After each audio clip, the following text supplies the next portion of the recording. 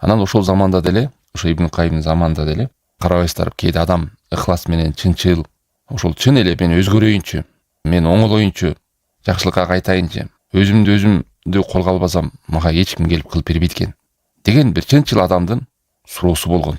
Ошол жөнөкөй эле ошо Ибн Кайымга келип, бул адам чоң алымда. Көрдүңүздөр, адамдар билген ошол заманда да кандай кылып кайрылыш керек, кимге кайрылыш керек, ошол алымга кайрылган. Мындай чыкканда, о алым Ибн Кайым, мага жардам бериңиз деп суроо менен жөнөкөй эле кайрылган. Ошондой жакшылыкты түшүнүп турам, жамандыкты деле билип турам, бирок напсимди башкара албай атам.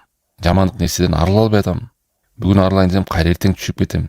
Байланып калдым. Кантип ушундай нерседен арылам? Мындай чыкканда жүрөгүм да оору, жан дүйнөм оору, жалкоолук бар, кайдегейлик бар, ыксыроо бар. Көп кесепеттер адамда. Мына ушул бүгүнкү күндө ар бир адамдын жашоосунда өлөр өлгөнчө, жан жалы жетип, күнү бүткөнчө күрөшө турган эле нерсе да. Мына ушул нерсени сураган. Анан бул алымдын беришендигин караңыз.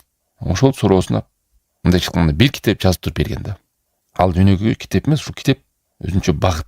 Ушул жүрөк ооруларынан дагы, шубухат ооруларынан дагы, напсинин ооруп калгандарынан баарына жооп болсун деп ихлас менен жазганда. Мына ошол канча кылым өттү адам бир жагы оң кылымга жак. Мына ошол китеп доордон доорго, кылымдан кылымга, элден элге, замандан заманга алымдар түшүндүрүп бере турган китеп болуп калды карапайым элдерге.